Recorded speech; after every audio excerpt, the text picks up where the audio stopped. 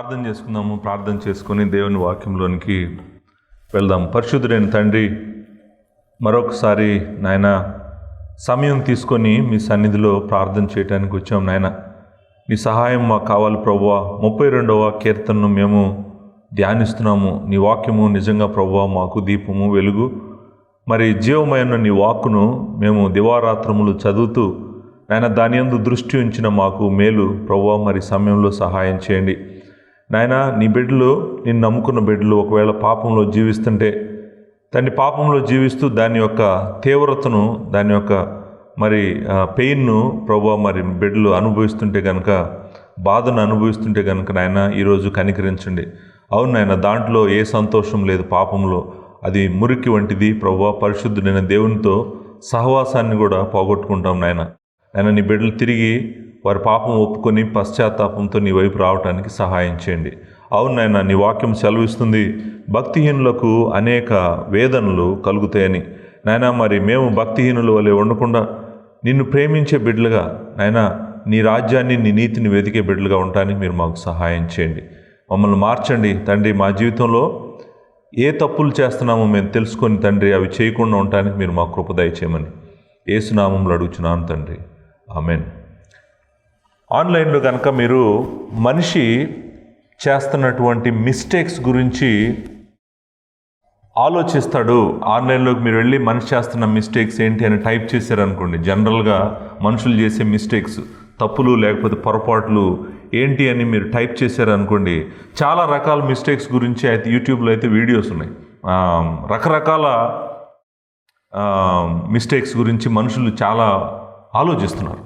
అరే ఈ తప్పు చేస్తే చాలా కాస్ట్లీగా ఉంటుందేమో, చేయకూడదు ఈ తప్పు, ఇలాంటి పొరపాటు నా జీవితంలో జరగకూడదని మనుషులు ముందే జాగ్రత్తగా చూసుకుంటున్నారు. నేను చూశాను ఆ వీడియోల్లో కొన్ని ఆశ్చర్యమైనటువంటి ఏంటంటే, ఆఫీసులో తప్పులు చేయకుండా ఉండటం ఎట్లా, తర్వాత మ్యాథమెటిక్స్లో తప్పులు చేయకుండా ఉంటాయి ఎట్లా, తర్వాత కోడింగ్లో సాఫ్ట్వేర్ కోడ్ రాసేటప్పుడు ఎలా తప్పులు చేయకుండా ఉండాలి, తర్వాత ఎగ్జామ్ రాసేటప్పుడు, పరీక్షలు రాసేటప్పుడు సిల్లీ మిస్టేక్స్ అంటారు కదా జనరల్గా, తప్పులు చేయకుండా ఎలా ఉండాలి అనేటువంటి వాటి మీద వీడియోలు ఉన్నాయి. అంతేకాదు చెస్ గేమ్ ఆడేటప్పుడు ఎలాంటి మిస్టేక్స్ చేస్తే ఎంత కాస్ట్లీగా ఉంటుంది అనే దాని మీద కూడా చాలా వీడియోస్ ఉన్నాయి. జిమ్ ఎలా చేయాలి, అక్కడ చేసే మిస్టేక్స్ ఏంటి, వాటి వల్ల ఏం జరుగుతుంది, స్పోర్ట్స్ ఆడేటప్పుడు, గేమ్ ఆడేటప్పుడు ఎలాంటి మిస్టేక్స్ చేస్తారు, అవి చేయకుండా ఉండాలంటే ఏం చేయాలి, ఆఖరికి మేకప్ వేసుకునేటప్పుడు చేసే మిస్టేక్స్ ఏంటి, అవి చేయకుండా ఎలా ఉండాలి, దాని మీద కూడా వీడియోస్ ఉన్నాయి. బిజినెస్లో చేసే మిస్టేక్స్ ఏంటి, అవి చేయకుండా ఎలా ఉండాలి.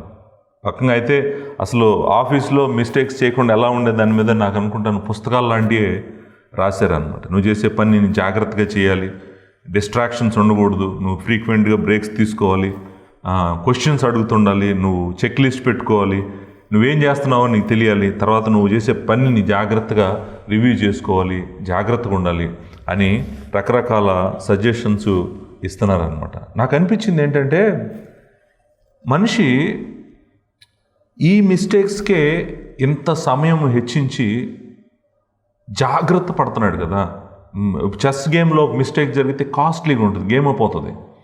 అలాగే ఎగ్జామ్లో మిస్టేక్స్ చేస్తే నువ్వు అసలు నీకు తెలిసిన పొటెన్షియల్ వేరు, నీకు వచ్చే మార్కులు వేరు, నీకు ఇమ్మీడియట్గా దాని యొక్క పర్యవసానాలు కనపడతాయి. మ్యాథమెటిక్స్లో కానీ కోడింగ్లో కానీ ఎక్కడైనా కూడా మనం చేసిన మిస్టేక్స్ యొక్క కాన్సిక్వెన్సెస్ మనకి ఇమ్మీడియట్గా తెలుస్తాయి అన్నమాట. దీనివల్ల ఇది ఎలా జరిగింది అనేటువంటిది. కొన్నిసార్లు బిజినెస్లో కూడా కొన్నిసార్లు తప్పులు చేసామనుకోండి, బిజినెస్ మొత్తం కొలాప్స్ అయిపోతుంది అనమాట. అది చాలా కాస్ట్లీ, ఇది రివర్స్ చేసుకోలేనటువంటి మిస్టేక్స్ అనమాట అవి. సో ఈరోజు నేను 32వ కీర్తనలో మనకు దేవుడు చెప్తున్నాడు, ఒక దేవుని బిడ్డ మిస్టేక్స్ చేయకుండా తన జీవితం ఉండాలంటే ఏం చేయాలో చెప్తున్నాడు అనమాట 32వ కీర్తనలో.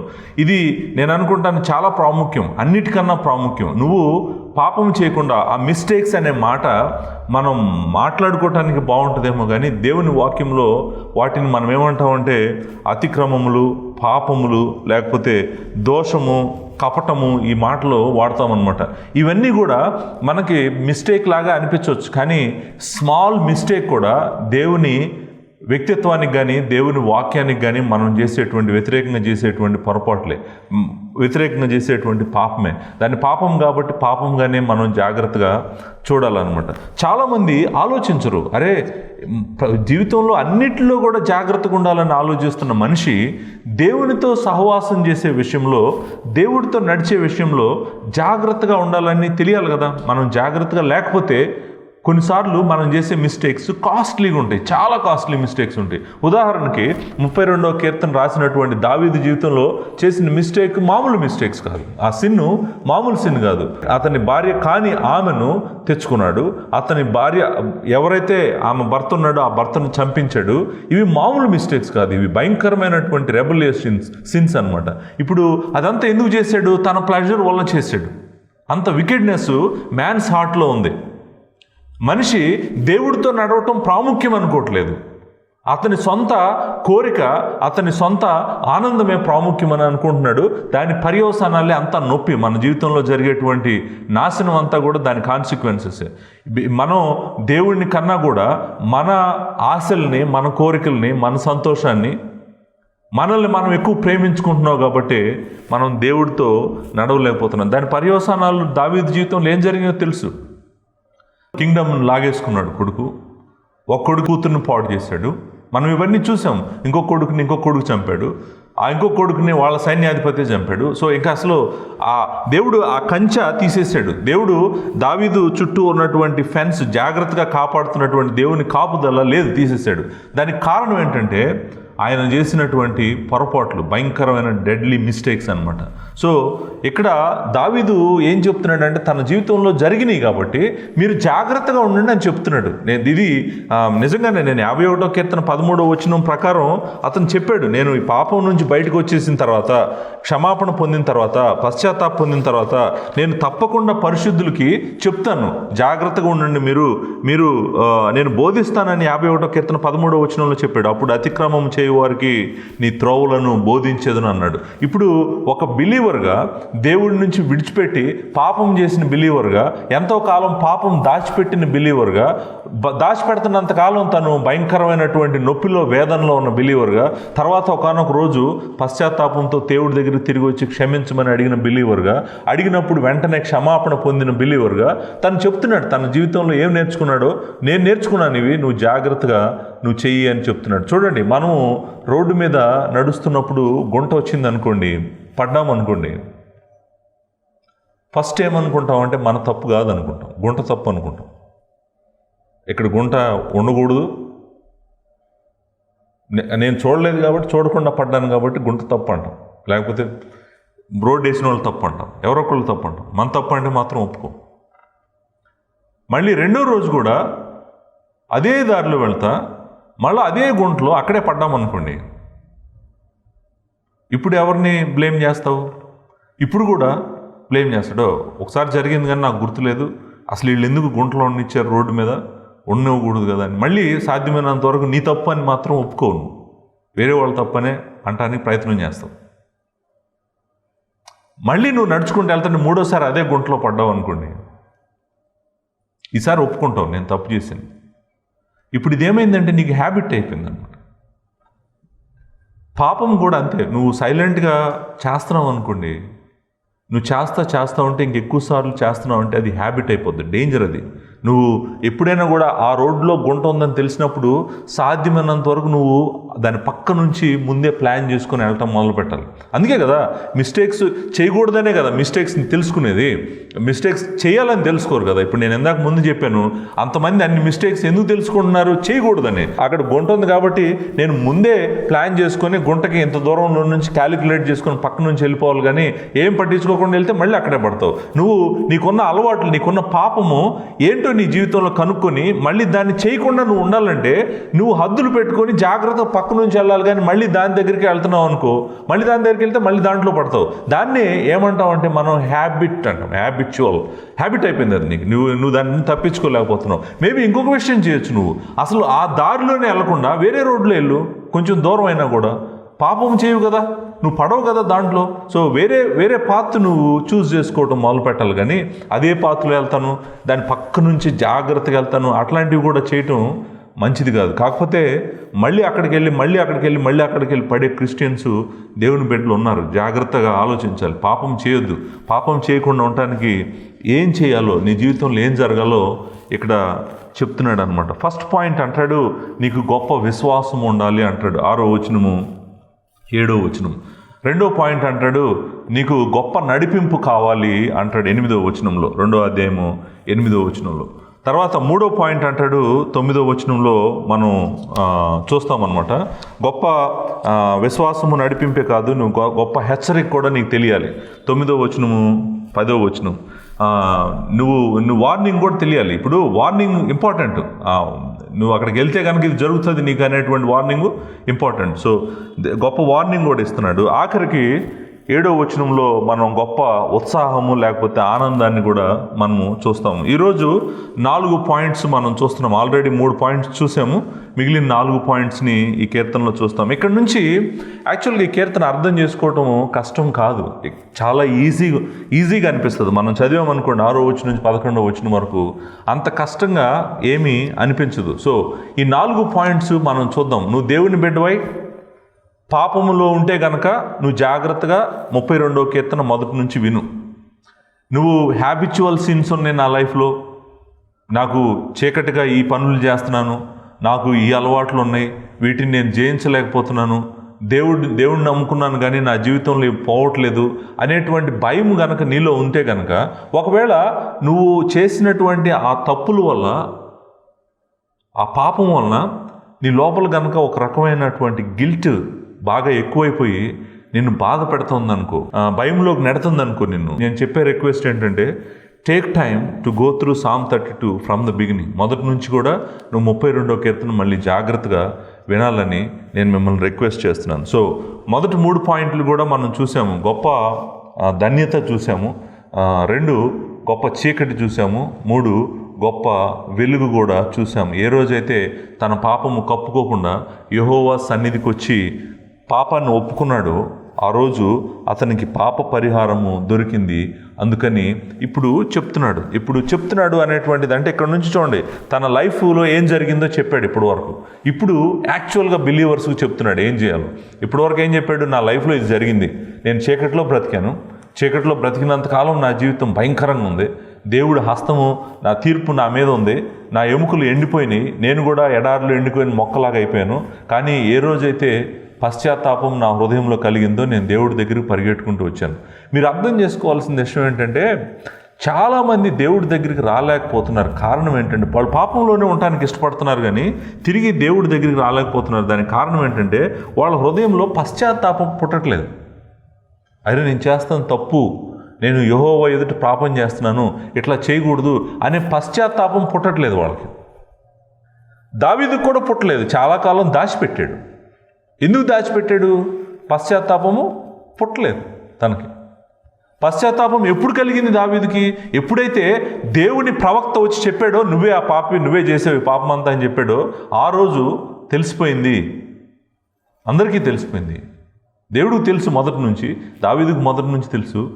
పాపము డైరెక్ట్గా ప్రవక్తే వచ్చి చెప్పినప్పుడు తను ఇంకా దాచిపెట్టలేడు. దేవుడు చూడండి, పశ్చాత్తాపము మనలో కలుగు చేయవాడు కూడా దేవుడే.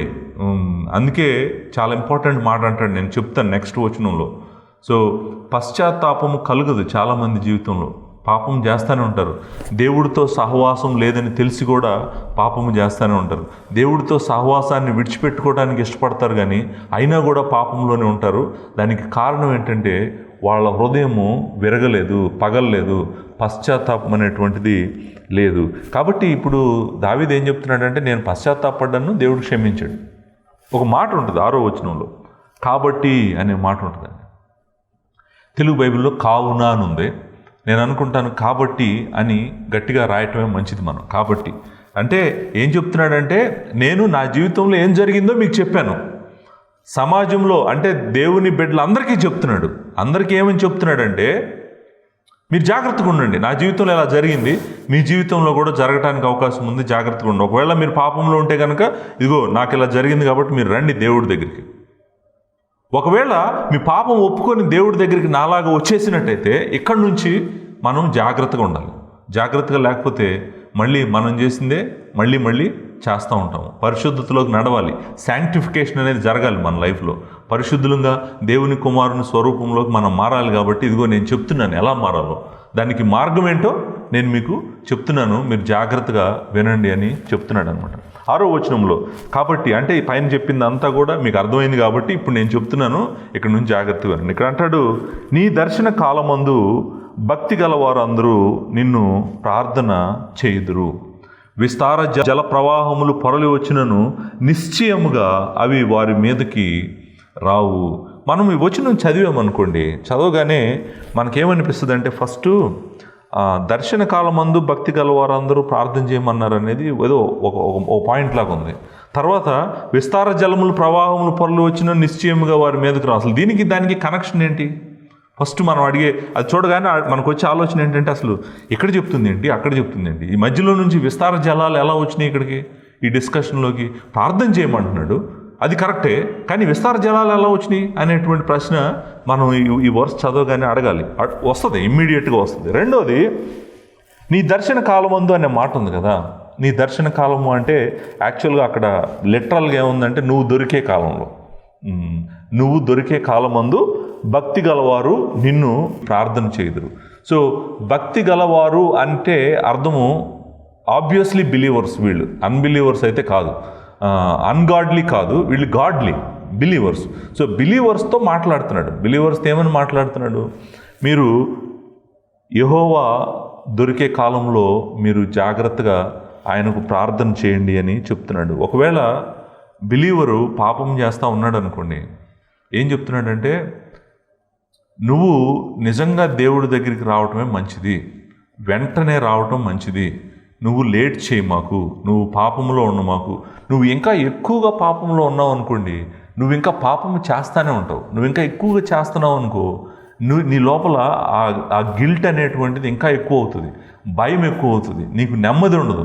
ఆ తర్వాత ఒక మాట అంటాడు, యాక్చువల్గా భక్తిహీనులకు వేదన కలగటం కాదు, దేవుణ్ణి నమ్ముకున్న బిడ్డలకు కూడా పాపము గనక చేస్తూ ఉంటే ఆ గిల్ట్ ప్రొడ్యూస్ చేసేటువంటి వేదన భయంకరంగా ఉంటుంది. ఆల్రెడీ చెప్పాడు, నేను ఎండాకాలంలో నీరు లేని ప్రాంతంలో ఎండిపోయిన మొక్కలాగా అయిపోయింది నా జీవితం అని చెప్పాడు పాపంలో ఉన్నప్పుడు. సో ఇప్పుడు దేవుని బిడ్డలకు ఏం చెప్తున్నాడంటే, యెహోవా దొరికేటువంటి కాలంలో మీరు ఆయనకు ప్రార్థన చేయండి. ఒకే ఒక మార్గము నువ్వు పాపాన్ని విడిచిపెట్టి దేవుడి దగ్గర రావటానికి ప్రార్థన, ప్రేయర్. నువ్వు ఎలాంటి పాపంలో ఉన్నా ఈరోజు దేవుడు నిన్ను అడుగుతున్నాడు, నువ్వు ఆయన వైపు తిరుగు, ఆయన వైపు తిరుగు, ఆయన వైపు రా. నువ్వు అనుకోవచ్చు, మనం అడగాల్సిన ప్రశ్న ఏంటంటే, దేవుడు దొరికే కాలం ఏంటి? అసలు భూమి మీద కానీ సృష్టిలో కానీ ఎక్కడైనా దేవుడు దొరకని కాలం ఒకటి ఉంటుందా? దేవుడు దొరకని కాలం అంటే ఒకటి ఉంటుందా? ఎందుకు అట్లా రాశాడు? దేవుడిని దొరుకు కాలమందు అనేటువంటి మాట రాయాల్సిన అవసరం ఏంటి?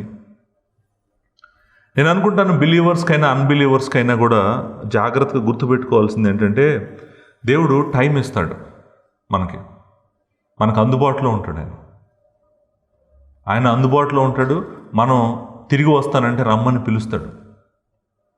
కానీ కొన్నిసార్లు నువ్వు తిరిగి రాలేదనుకో, maybe time is too late.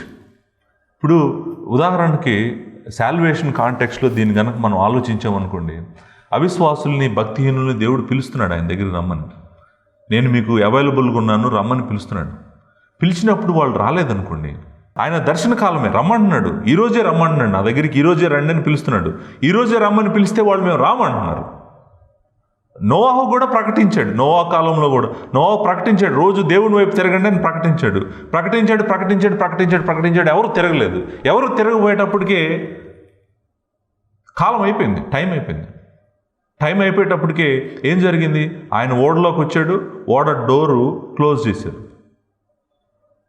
ఆ తర్వాత నువ్వు ఎంత అరిసినా, కేకలు పెట్టినా, ఏం చేసినా కూడా ఏం జరగదు. అయిపోయింది నీ టైం, నీకు ఇవ్వబడిన టైం అయిపోయింది, నేను పిలిచిన టైం అయిపోయింది, నేను రమ్మని అన్నాడు దేవుడు, నువ్వు రాలేదు. సో ఒక్కసారి డోర్ పడిపోయిన తర్వాత ఇంకంతే. దర్శన కాలమందు అంటే అర్థం ఏంటంటే ఆయన నీకు అవైలబుల్గా దగ్గరగా ఉన్నంత వరకు నువ్వు హృదయాన్ని కఠినం చేసుకోమాకు. విశ్వాసమైనా అవిశ్వాసమైనా కూడా నువ్వు కఠినం చేసుకోవద్దు. నువ్వు పశ్చాత్తాపంతో నీ హృదయము పగిలి దేవుడి దగ్గరికి తిరిగిరా. నువ్వు పాపంలో ఉండవద్దు. చూడండి, నేను ఇందాక చెప్పినట్టుగా చాలామంది బిలీవర్సు పాపముతో సహవాసం చేయడానికి ఇష్టపడుతున్నారు, కానీ చీకటితో సహవాసం చేయడానికి ఇష్టపడుతున్నారు, కానీ దేవుడి దగ్గరికి రావడానికి వాళ్ళు ఇష్టపడట్లేదు. దానికి కారణం ఏంటంటే వాళ్ళ హృదయంలో పశ్చాత్తాపము రాకపోవటం. నిజంగా పశ్చాత్తాపం రాని స్థితిలో నువ్వు ఉంటే కనుక నువ్వు జాగ్రత్తగా ఉండాలి. ఇట్స్ ఎ సీరియస్ వార్నింగ్ నీకు. ఎందుకంటే నీ దగ్గరికి ప్రవక్త రాకపోవచ్చు. ఇప్పుడు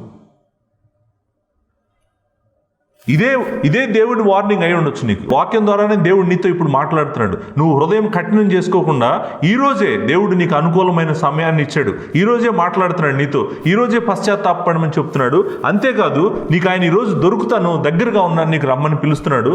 నువ్వు నీ హృదయంలో ఉన్న పాపాన్ని, నువ్వు చేస్తున్నటువంటి చీకటిని విడిచిపెట్టి ప్రభువా నన్ను క్షమించు అని నువ్వు పరిగెట్టుకుంటూ రావాలని దేవుడు నిన్ను అడుగుతున్నాడు.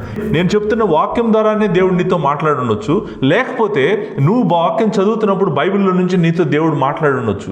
ప్రవక్త వచ్చి నీకు చెప్పాల్సిన అవసరం లేదు. నువ్వు వాక్యం చదువుతున్నప్పుడు నీకు పశ్చాత్తాపం కలగవచ్చు. ఈ 32వ కీర్తన వింటున్నప్పుడు నీకు పశ్చాత్తాపం కలగవచ్చు. కానీ దేవుడు అడుగుతుంది ఏంటంటే, నేను నీకు అందుబాటులో ఉన్నాను, నా చెయ్యి నీకు రెడీగా ఉంది తీసుకోవడానికి, నువ్వు తిరిగిరా. నువ్వు ఎలాంటి పాపంలో ఉన్నా, ఎంత భయంకరమైన పాపంలో ఉన్నా నేను క్షమిస్తాను నిన్ను. దావీదునే క్షమించాడు. భయంకరమైన పాపాలు చేశాడు దావీదుని క్షమించాడు. నిన్ను క్షమిస్తాను, రమ్మని ఆయన చేతులు జాబ్ పిలుస్తున్నాడు. ఇంకా టైం అయిపోలేదు. ఇట్స్ నాట్ లేట్, కమ్, రా అని దేవుడు పిలుస్తున్నాడండి. యెషయా గ్రంథం 55వ అధ్యాయము 6వ వచనము 7వ వచనంలో మనం ఈ మాటలు చదువుతాం అనమాట. యెహోవా మీకు దొరుకు కాలమందు ఆయనను వెదకుడి అంటాడు. యెహోవా మీకు దొరుకు కాలమందు ఆయనను వెదకుడి, ఆయన సమీపంలో ఉండగా ఆయనను వేడుకొనుడి.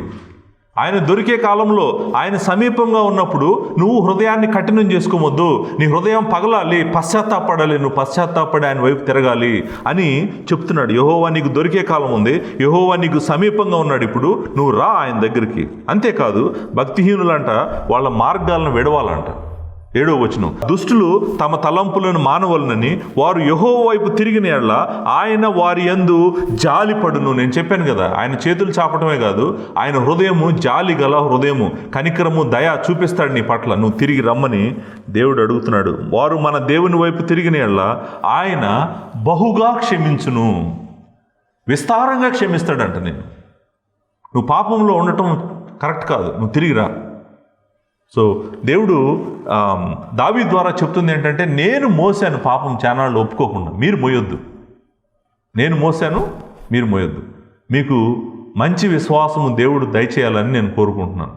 ఏ విశ్వాసం అంటే దేవుడి దగ్గరికి తిరిగి వచ్చేటువంటి విశ్వాసము.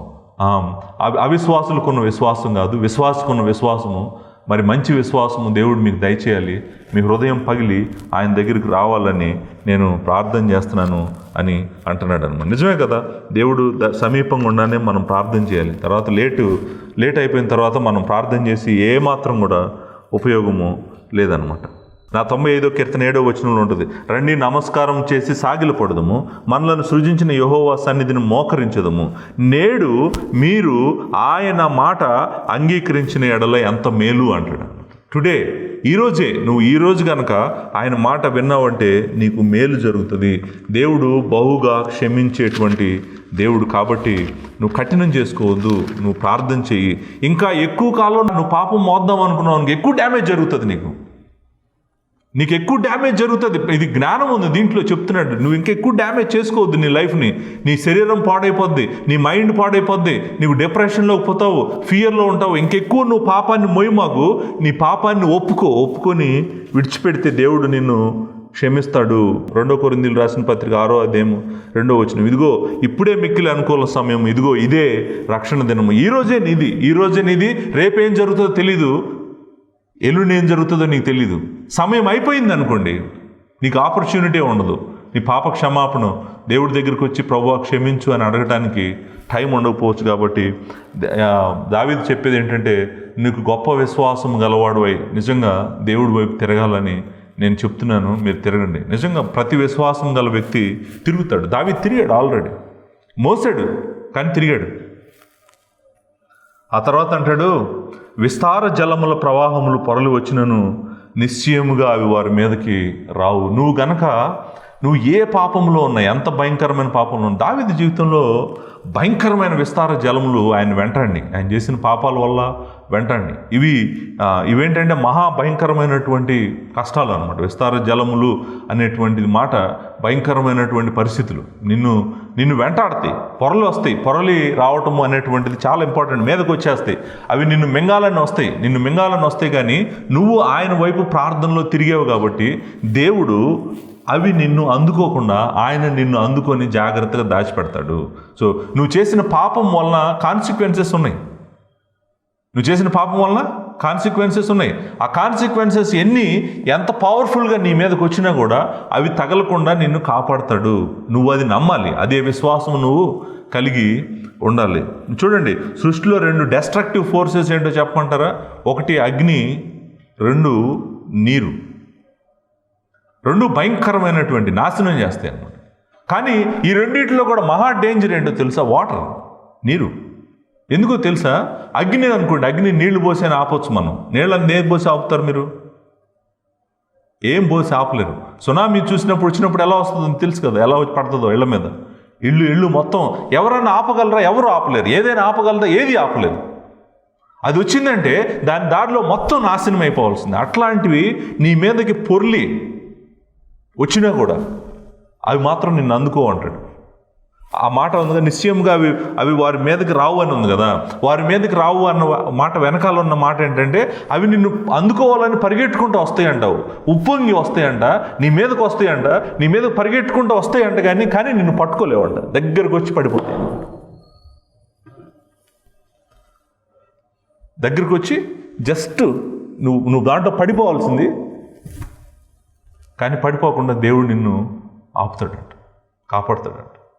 ఎందుకంటే నువ్వు పశ్చాత్తాపంతో ఆయన వైపు నువ్వు తిరిగావు కాబట్టి. కొంతమంది అంటారు, మేబీ ఇక్కడ నోహ కాలం గురించినటువంటి అల్యూజన్ ఉందనుకుంటా ఇక్కడ అని అంటారు. అంటే అర్థం ఏంటంటే, ఆయన గేట్ వేసేసాడు, వర్షం పడుతుంది, గేట్ వేసేసాడు, వచ్చినాయి విస్తార జలాలు వచ్చినాయి కదా. ఓడలా లేచింది విస్తార జలాలు రాకుండా వచ్చినాయి, ఫుల్గా వచ్చినాయి, అబండెంట్గా వచ్చినాయి, భూమి అంతా వచ్చినాయి, దగ్గర వరకు వచ్చినాయి. కానీ లోపల ఉన్న 8 మందిని అంటుకోలేవు. అట్లా వచ్చినా కూడా మనల్ని తాకకుండా కాపాడుతాడంట. సో ఎవరు ఆయన్ని ఆశ్రయిస్తారు? ఎవరు ఆశ్రయిస్తారంటే గొప్ప విశ్వాసం ఉన్న వాళ్ళే ఆశ్రయిస్తారు. చాలామంది వాళ్ళ పాపాన్ని విడిచిపెట్టగా అదే హ్యాబిట్లో ఉండి ఆ చీకటిలో బ్రతికి చచ్చిపోతారు. దేవుడు అలా, దావీదు చెప్తున్నాడు, అలా చేయి మాకు, నువ్వు దాంట్లో జ్ఞానం లేదు, దాంట్లో నాశనమే ఉంది, నీకు అనుకూల సమయం ఇదే, ఈరోజే నువ్వు దేవుడి వైపు తిరుగు, రేపు నీది కాదు అని బ్రతిమలాడుతున్నాడు. పశ్చాత్తాప హృదయం నీకు లేదనుకో, అడుగు దేవుడిని, ప్రభువా నాకు పశ్చాత్తాప హృదయం లేదు, నేను నీ ఎదుటి పాపం చేశానని బాధ లేదు, నేనేదో వేరే వాళ్ళని అన్నానని బాధపడుతున్నాను, నేనేదో వేరే తప్పులు చేశానని బాధపడుతున్నాను, వాళ్ళు ఏం చేస్తారని బాధపడుతున్నాను, వీళ్ళు ఏం చేస్తారని బాధపడుతున్నాను, కానీ ప్రభువా ఈ పాపం అంతా నీకు వ్యతిరేకంగా చేశానని ఆ పశ్చాత్తాపం నాకు లేదు ప్రభువా, నువ్వు నాకు ఆ పశ్చాత్తాపం దయచేయి ప్రభు అని నువ్వు ప్రార్థన చేయటం మంచిది. దేవుడు తప్పకుండా ఆ పశ్చాత్తాపాన్ని నీకు దయచేస్తాడు. సో 7వ వచనంలో అంటాడు, విశ్వాసము, గొప్ప విశ్వాసం అదొక్కటే కాదు, ప్రార్థన చేసి ఆయన వైపు తిరగడమే కాదు, నువ్వు ఇప్పుడు నుంచి నువ్వు ఆయనలో భద్రపరచుకోవాలి. ఇక అయిపోయింది, నువ్వు పాపం చేసేవాడివి, పాపం విడిచిపెట్టావు, ఆయన వైపు తిరిగావు, ఆయన నిన్ను క్షమించాడు, ఎన్ని విస్తార జలాలు వచ్చినా నిన్ను తాకమని చెప్పాడు. కాకపోతే ఇప్పుడు నువ్వు జాగ్రత్తగా నువ్వు ఆయనలో దాచిపెట్టుకోవాలి. మరలా కనుక లోకం వైపు వెళ్ళటం మొదలుపెట్టావు అనుకో, మరలా నువ్వు పాపం చేస్తావు. అప్పుడు అంటాడు, నా దాగుచోటు నీవే, నేను ఎక్కడ దాక్కుంటాను? నీలోనే దాక్కుంటాను. ఎప్పుడు జలాలు నీ మీదకి రావు, ఆయనలో దాక్కుంటేనే రావు. నువ్వు ఎక్కడైనా వేరే చోట దాక్కునేటట్టు చేసుకున్నావు అనుకో, అవి వచ్చి నిన్ను పట్టుకుంటానికి అవకాశం ఉంది. ఆయన అంటాడు, నా దాగుచోటు నువ్వే, ఆ శ్రమలో నుంచి నీవు నన్ను రక్షించదవు, శ్రమల్లో నుండి నీవు నన్ను రక్షించదువు. ఇప్పుడు అంటాడు విమోచన గానములతో నీవు నన్ను ఆవరించున్నావు. చూడండి, ఇక్కడ 3 విషయాలు ప్రాముఖ్యంగా మనం చూస్తామండి. మొట్టమొదటిది shelter, hiding place. God is my hiding place. నా దాగుచోటు, నా మరుగు, నా నీడ, నా ఆశ్రయము, నా కాపుదల, నా ప్రకారము, నా భద్రత, నా సంరక్షణ, నా అభయము నువ్వే అని చెప్తున్నాడు అనమాట. మొత్తం నా సెక్యూరిటీ మొత్తం, నా సేఫ్టీ మొత్తం నీలోనే పెట్టుకున్నాను. నేను నీ దగ్గరికే పరిగెట్టుకుంటూ వస్తాను. నా ఆశ్రయం నువ్వే. పాపాలన్నిటికీ లెక్క కూడా దాని తీర్పు నుంచి నువ్వే నన్ను కాపాడు. ఆ విస్తారమైన జలాల నుంచి నువ్వే కాపాడు. నన్ను నీలో దాచిపెట్టుకుంటున్నాను అంటాడు ఫస్ట్ ఎక్స్ప్రెషను. రెండవ ఎక్స్ప్రెషను ఆయనంట భద్రపరుస్తాడండి. శ్రమలో నుండి రక్షించేదను. ఆ వెనకాల ఉన్న మాట ఏంటంటే రక్షించేదను వెనకాల ఉన్న మాట భద్రం చేస్తాడంట. సో కప్పుతాడు. నీ మీదకి ఎన్ని సమస్యలు, ఎంత ఫాస్ట్గా సమస్యలు రావని చెప్పట్లేదు ప్రభు, మీరు గుర్తుపెట్టుకోండి. సమస్యలు, శ్రమలు రావని చెప్పట్లేదు, విస్తార జలాలు రావని చెప్పట్లేదు. ఆల్మోస్ట్ నీ దగ్గరికి వచ్చి నిన్ను ముంచేసేటట్టు అయిపోవచ్చు, కానీ ఆయన హస్తంతో నిన్ను భద్రపరుస్తాడు, భద్రం చేస్తాడు, ప్రిజర్వ్ చేస్తాడు అనేటువంటిది ఇక్కడ చెప్తున్నాడు. అంతేకాదంట, విమోచన గానములతో నీవు నన్ను ఆవరించదు. చూడండి, ఇక్కడ ఏం చెప్తున్నాడంటే నువ్వు ఎప్పుడైతే ఆయనలో నిన్ను భద్రపరుచుకుంటావో ఇంకొకటి కూడా జరుగుతుంది. అదేంటంటే నీ చుట్టూ దేవుడు ఆయన బిడ్డల్ని పెడతాడండి. విమోచన గానములతో నీవు నన్ను ఆవరించున్నావు అంటే అర్థం ఏంటో తెలుసా? నువ్వు పరిశుద్ధుల మధ్యలో ఉంటావు. వాళ్ళు ఎప్పుడు దేవుణ్ణి పొగుడుతూ ఉంటారు, గొప్ప చేస్తూ ఉంటారు, పూజిస్తూ ఉంటారు, పాడుతూ ఉంటారు. యెహోవా గురించిన గొప్ప చేస్తూ ఉన్నప్పుడు నువ్వు వాళ్ళ మధ్యలో ఉన్నావు అనుకో, ఆల్రెడీ నువ్వు చాలా భద్రంగా ఉన్నావు, సేఫ్గా ఉన్నావు అనమాట. అలాంటి వాళ్ళ మధ్యలో నువ్వు ఉండటం మంచిది. అంటే సంఘంలో దేవుని బిడ్డల మధ్యలో నువ్వు ఉండటం మంచిది లోకంలో తిరగటం కన్నా.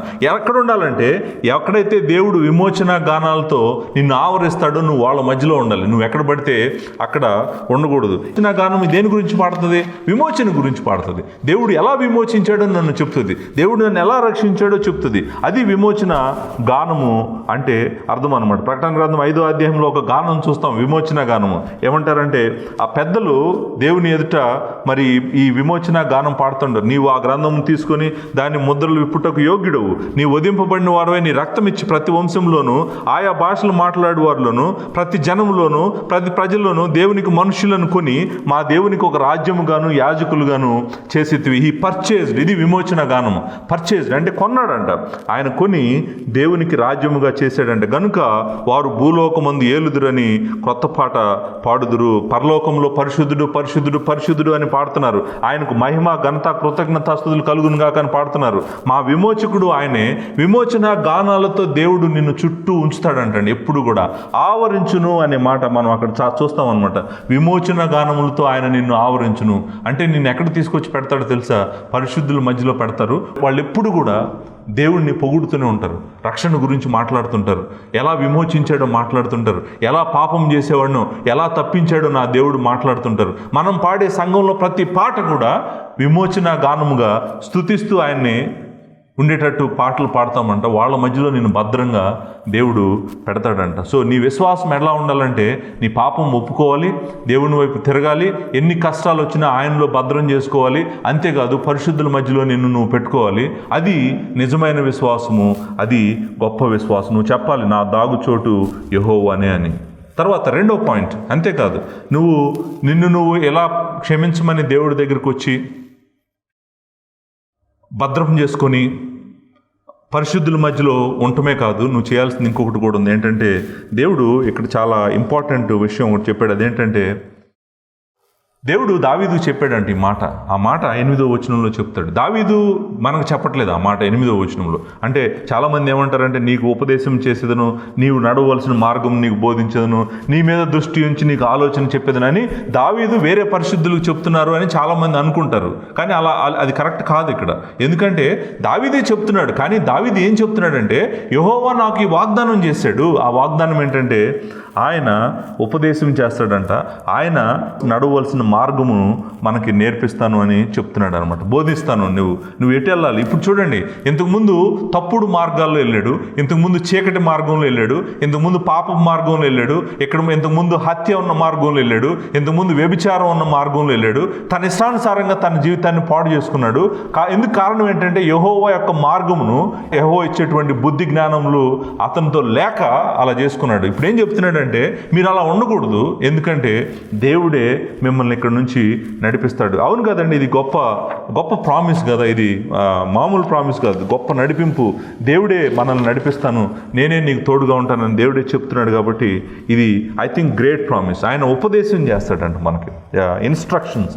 అంటే వివేకము గలవాడిగా, తెలివి గలవాడిగా, మరి ప్రవీణం గలవాడిగా, పరిజ్ఞానం గలవాడిగా, సూక్ష్మ బుద్ధి గలవాడిగా నిన్ను చేస్తాడంట. నిన్ను చూసిన వాళ్ళు అందరూ అనుకుంటారంట, ఈమెకి ఎంత జ్ఞానం ఎక్కడి నుంచి వచ్చింది, ఇతనికి ఎంత తెలివి ఎలా వచ్చింది, ప్రతి పాపం నుంచి తప్పించుకుంటున్నాడు, ప్రతి ఆపద నుంచి తప్పించుకుంటున్నాడు, అందరిలాగా వెళ్ళట్లేదు, అందరు మాట్లాడినట్టు మాట్లాడట్లేదు, అందరికి వెళ్ళే చోట్లకు ఇతను వెళ్ళట్లేదు, ఇతనుకు ఇంత జ్ఞానం ఎలా వచ్చిందని మనుషులు ఆశ్చర్యపోతారు. దానికి కారణం ఏంటంటే ఆయనే నీకు తోడుగా ఉండి నువ్వు నడవలసిన మార్గాన్ని నీకు బోధించి ఆయన నీ మీద దృష్టి ఉంచుతాడంటే. ఇంకొక మాట కూడా ఉంది, నీ మీద దృష్టి ఉంచి నీకు ఆలోచన చెప్పును అనే మాట మనం చూస్తామన్నమాట. సామ్ 33లో 19వ వచనం, యెహోవా దృష్టి ఆయన యందు భయభక్తులు గలవారి మీదను, ఆయన కృప కొరకు కనిపెట్టు వారి మీదను నిలుచున్నది. ఆయన దృష్టి పెడతాడంట మన మీద. ఇంకా నువ్వు ఇంతకుముందు వెళ్ళినట్టు నేను వెళ్ళనివ్వకుండా జాగ్రత్తగా ఏ మార్గంలో వెళ్ళాలో చెప్తాడు. నువ్వు కుడికి తిరిగినా, నువ్వు ఎడమకు తిరిగినా కూడా నీకు చెప్తాడు, నువ్వు వెళ్తుంది కరెక్ట్ కాదు, నువ్వు ఈ మార్గంలోకి రా అని. 34వ అధ్యాయం కూడా మనం ఈ మాట చూస్తాం. 15వ వచనంలో యెహోవా దృష్టి నీతిమంతుల మీద ఉన్నది అంటాడు అన్నమాట. సో ఆయన నీ మీద దృష్టి పెడతాడు, నిన్ను జాగ్రత్తగా నడిపిస్తాడు, రమ్యమైన మార్గంలో నిన్ను నడిపిస్తాడు. ఆయన మార్గములు సురక్షితమైన, నేను చెప్తున్నాను, సేఫ్.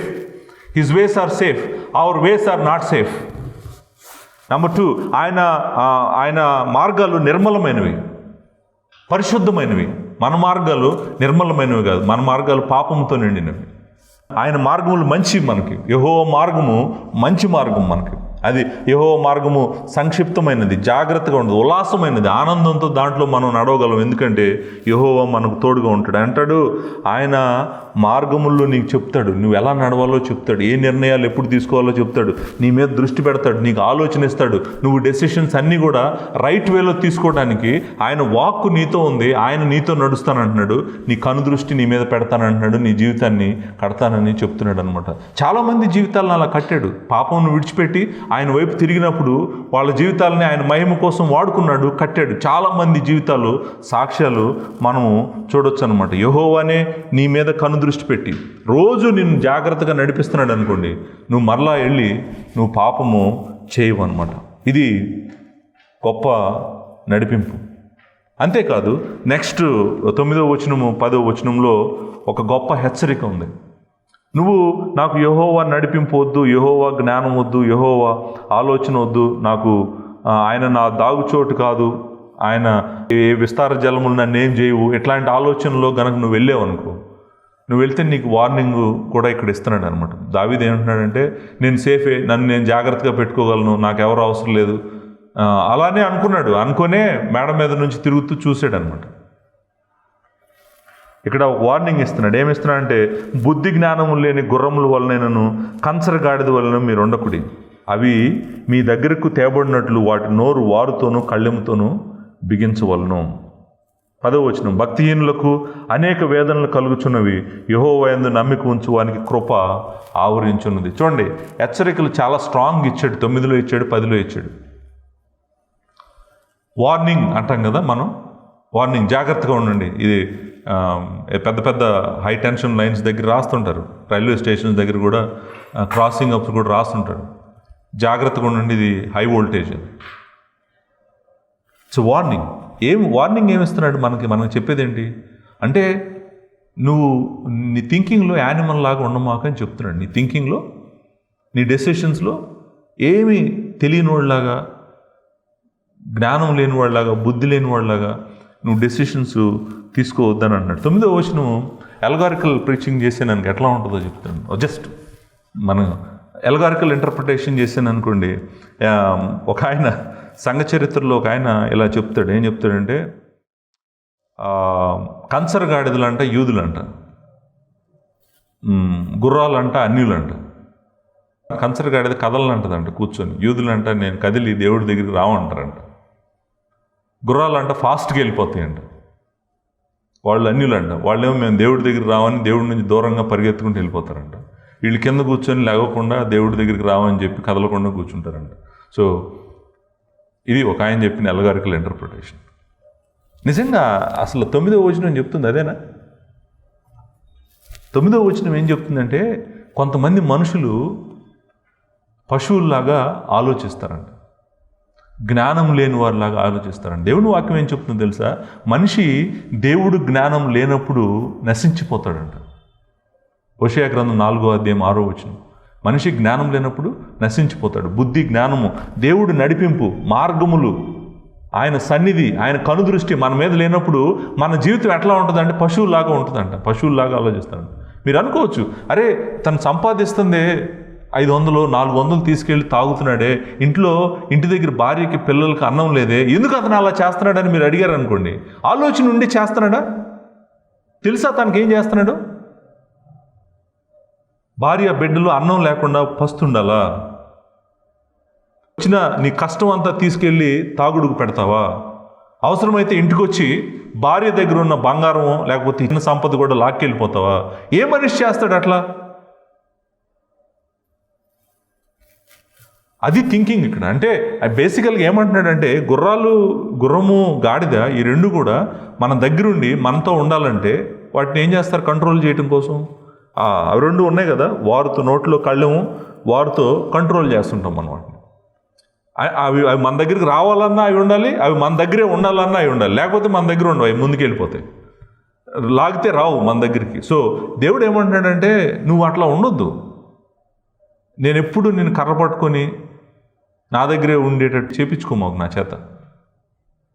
నేను ఎప్పుడు తాడు పట్టుకొని కట్టేసేసి నిన్ను నా దగ్గరే ఉంచుకొని ఇక్కడే ఉండని చెప్తే ఇక్కడే ఉండేటట్టు. మామూలుగా యానిమల్స్ని ఎలాగైతే మనుషులు కంట్రోల్ చేస్తారో నేను నిన్ను అలా కంట్రోల్ చేయకుండా నువ్వు జాగ్రత్తగా పెట్టుకో. బుద్ధి జ్ఞానం గలవాళ్ళలాగా నడువు. నువ్వు బుద్ధి జ్ఞానం లేని యానిమల్ లాగా నీ లైఫ్ ఉండకుండా నువ్వు చూసుకో.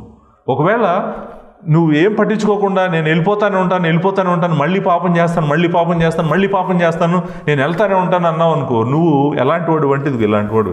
అప్పుడు దేవుడు నువ్వు విశ్వాసం అనుకో, నీకు గ్యారంటీగా తాళ్ళేస్తాడు. నీకు వేరే ఆప్షన్ లేదు. ఇంకా నువ్వు వినకుండా ఇంకా కంటిన్యూగా పాపం చేస్తానున్నావు అనుకో, ప్రాబబ్లీ కొన్నిసార్లు చనిపోనిస్తాడు కూడా. ఓకే, ఇక్కడ నుండి నీకు ఉపయోగం లేదు, వచ్చేసేమని. సో జాగ్రత్తగా ఉండండి, దేవుడు అట్లా చేయకుండా మీకు జాగ్రత్తగా ఉండండి అని చెప్తున్నాడు. ఇది హెచ్చరిక. అంతేకాదు 10వ వచనంలో అంటాడు, నువ్వు భక్తిహీనుడిగా ఉండాలనుకుంటే కనుక గుర్తుపెట్టుకో, నీకు అనేకమైన వేదనలు కలుగుతాయి. దేవుడు వద్దు, నాకు దేవుడు లేకుండానే నా జీవితం బాగుందని అనుకుంటున్నావేమో. నువ్వు గుర్తుపెట్టుకోవాల్సింది ఏంటంటే అనేక వేదనలు నీకు కలుగుతాయి. అనేక అనే మాట ఉంది కదా, పైన వచ్చింది యాక్చువల్గా విస్తార అనే మాట వచ్చింది.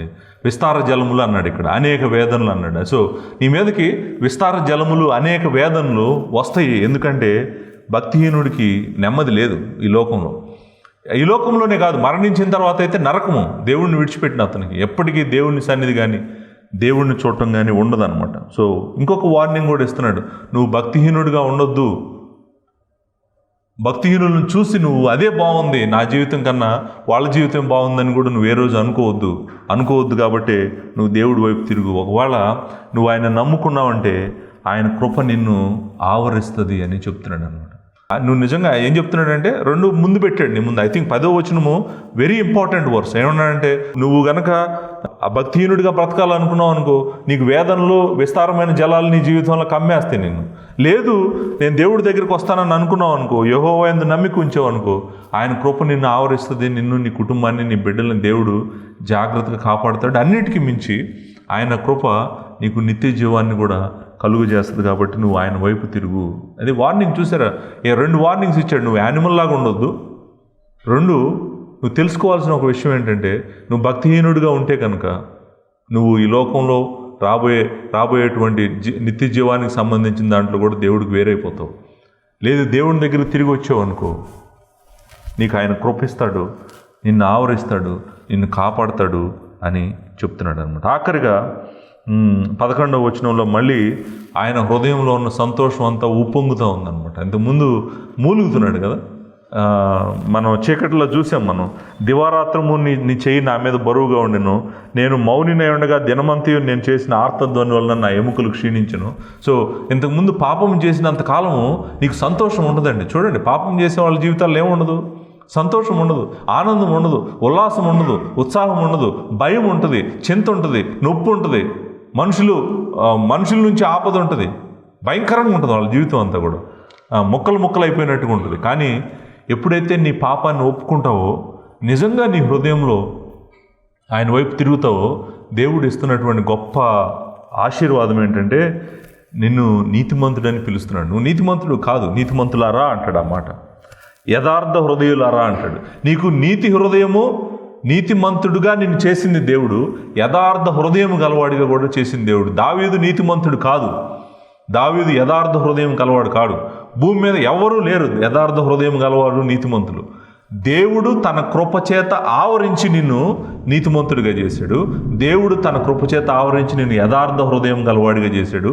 అన్నిటికీ మించి మనల్ని సంతోషంతో, ఉల్లాసంతో, ఆనందంతో నింపాడంట. నిజంగా దేవుని బిడ్డలు ఆనందంగా ఉండాలి, నిజంగా ఆనందంగానే ఉంటారు. ఎందుకంటే వాళ్ళకి పాపక్షమాపణ దొరికింది, దేవుని కుమారుడే సిలువలో మరణించాడు. నేను చెప్పాను కదా మొదటి రోజు జాన్ బనియన్ డ్రీమ్లో, అతను వెళ్ళి కొండపైకి వెళ్ళినప్పుడు సిలువను చూస్తే అలా నిలబడిపోయాడు. సిలువ దగ్గరే తన పాపము నుంచి విమోచన కలిగింది అతనికి. ఆ సిలువను చూస్తూ నిలబడిపోయి ఎంతసేపు చూశాడంటే తన కళ్ళల్లో నుంచి నీళ్ళు వచ్చేంత వరకు చూశాడనమాట. తను ఇప్పుడు సిలువ దగ్గర నుంచి బయలుదేరాడు. ఎక్కడికి బయలుదేరాడంటే పరలోక పట్టణానికి బయలుదేరాడు. ఈ లోకంలో ఇప్పుడు అతనికి కూడా ఇవన్నీ జరుగుతాయి అనమాట. సిలువ దగ్గర నుంచి బయలుదేరాడు. ఎక్కడికి బయలుదేరాడు? పట్టణానికి బయలుదేరాడు. ఈ మధ్యలో అతను కూడా ఈ కీర్తనలో ఉన్నవన్నీ జాగ్రత్తగా చూసుకుంటూ వెళ్ళాలన్నమాట. యెహోవా మార్గమును ఎన్నుకుంటూ, యెహోవా నడిపింపును చూసుకుంటూ, అంతా చూసుకుంటూ పరిశుద్ధ పట్టణంకి వెళ్ళి ఆ గేట్ దగ్గర ఆ ఫోల్డ్ చేసింది ఇచ్చేంత వరకు కూడా జాగ్రత్తగా అతను కూడా వెళ్తాడనమాట. సో నేను అంటాను, ఆనంద హృదయం గంతులు వేసాడని ఉంది అక్కడ. సిలువ దగ్గర నుంచి వెళ్తా ఒక పాట పాడుకుంటూ గంతులు వేసుకుంటూ వెళ్ళిపోయాడు అనమాట. సో దేవుడు కూడా నీ జీవితంలో కోరుకుంటుంది ఏంటంటే నువ్వు సంతోషంగా ఉండాలి, ఉల్లాసంగా ఉండాలి, ఆనందంగా ఉండాలి, గంతులు వేసేవాడిగా ఉండాలి. విచారంగా, బాధతో, డిప్రెషన్లో అలాంటి వాటిల్లో నువ్వు ఉండకూడదని దేవుడు నిన్ను కోరుకుంటున్నాను. నువ్వు దేవుని బిడ్డగా మరి ఇలాంటి ఆశీర్వాదాలు పొందాలని 32వ కీర్తన చెప్తుంది. పాపము నుంచి నువ్వు ఎలా బయటికి రావాలో చెప్తుంది. పాపం నుంచి బయటకు వచ్చిన తర్వాత నీ జీవితం మరలా నువ్వు పొరపాట్లు చేయకుండా, మిస్టేక్స్ చేయకుండా ఎట్లా దేవుడితో నడవాలో కూడా జాగ్రత్తగా నీకు ఒక మార్గాన్ని, రోడ్ మ్యాప్ని ఇచ్చింది కీర్తన నీకు. ఈ రోడ్ మ్యాప్ ఏంటంటే నువ్వు ఎప్పుడూ ఆయనతో ప్రార్థన చేయి, ఎప్పుడు నువ్వు ఆయనలో దాచిపెట్టుకో, ఎప్పుడు ఆయన కనుదృష్టి నీ మీద పెట్టుకో, ఎప్పుడు ఆయన మార్గాల్లోనే నడు. నువ్వు లేకపోతే కనుక నువ్వు పశువులాగా ఉండొద్దు, వేదనలోకి వెళ్ళొద్దు. నువ్వు ఆయన కృపతో నిన్ను ఆవరించుకో, ఎప్పుడు నీకు సంతోషము, ఆనందం నీతో ఉంటుందని కీర్తన చెప్తుంది. ఎంత గొప్ప జ్ఞానం ఇది! What wisdom is this! ఈ లోకంలో అన్నీ మనం వెతుకుతాం కానీ ఆ మిస్టేక్స్ చేయకుండా ఎలా ఉండాలి, ఈ మిస్టేక్స్ చేయకుండా ఎలా ఉండాలి, ఈ మిస్టేక్స్ ఎలా చేయకుండా ఎలా ఉండాలని వెతుకుతాం కానీ అరే నేను దేవుడితో నడవలేకపోతున్నాను, పాపం చేస్తున్నాను, ఇది చేయకుండా ఉండాలంటే ఎలా ఉండాలి, నేను దేవుడిని సంతోషపెట్టాలంటే ఎలా ఉండాలి అని నువ్వు ఆలోచిస్తే కనుక ఆన్సరు 32వ కీర్తనలో ఉందన్నమాట. దేవుని కృప మీకు తోడుగా ఉండుగాక. Thank you.